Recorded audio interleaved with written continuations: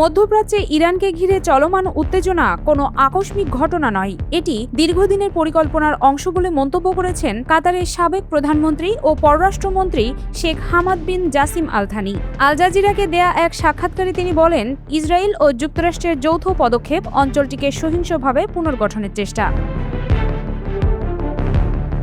Sheikh Hamad দাবি করেন, ইসরায়েলের প্রধানমন্ত্রী নেতানিয়াহুর দীর্ঘমেয়াদী লক্ষ্যই হল মধ্যপ্রাচ্যের মানচিত্র বদলে ফেলা। তার ভাষায়, ওয়াশিংটনকে একটি ভ্রান্ত ধারণায় বিশ্বাস করানো হয়েছে যে ইরানের বিরুদ্ধে যুদ্ধ দ্রুত শেষ হবে এবং এতে শাসন ব্যবস্থা ভেঙে পড়বে।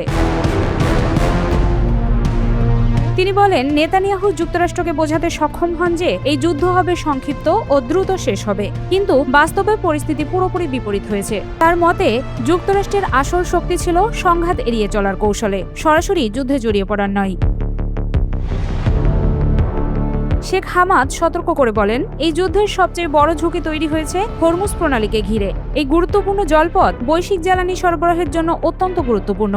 তার মতে, এখানে কোনো অস্থিরতা দেখা দিলে এর প্রভাব সরাসরি বিশ্ব অর্থনীতিতে পড়বে।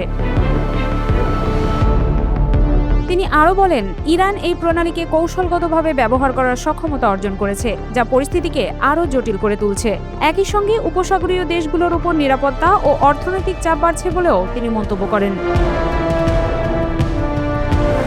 সাবেক এই কূটনীতিক জানান, ইরান ও পশ্চিমা বিশ্বের মধ্যে কূটনৈতিক সমাধানের সুযোগ আগেও ছিল, কিন্তু সেই আলোচনাকে যথেষ্ট সময় না দেয়ায় পরিস্থিতি সংঘাতের দিকে গেছে। তার মতে, সামান্য সময় বেশি দিলে বড় বিপর্যয় এড়ানো যেত। তিনি আরও অভিযোগ করেন, এই সংঘাতের ফলে সবচেয়ে লাভবান হয়েছেন নেতানিয়াহু, যিনি আঞ্চলিক জোট গঠনের মাধ্যমে নিজের রাজনৈতিক অবস্থান শক্তিশালী করার চেষ্টা করেছেন। পাশাপাশি গ্রেটার ইসরায়েল ধারণাকে সামনে আনার বিষয়টিও তিনি উল্লেখ করেন, যা আঞ্চলিক উত্তেজনা বাড়াচ্ছে। হরমুজ প্রণালীকে তিনি সম্ভাব্য নতুন বৈশ্বিক সংকটের কেন্দ্রবিন্দু হিসেবে উল্লেখ করেন। তার মতে, এটি ইরান ইসরায়েল বিরোধের চেয়েও বেশি তাৎক্ষণিক অর্থনৈতিক ঝুঁকি তৈরি করতে পারে।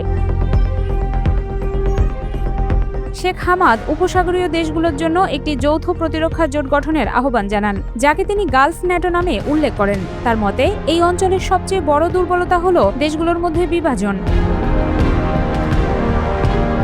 যুক্তরাষ্ট্রের নিরাপত্তা উপস্থিতি নিয়ে তিনি বলেন, ভবিষ্যতে এই অঞ্চলের দেশগুলোকে নিজেদের নিরাপত্তা কাঠামো আরও শক্তিশালী করতে হবে, কারণ বৈশ্বিক কৌশলগত অগ্রাধিকার দ্রুত পরিবর্তিত হচ্ছে।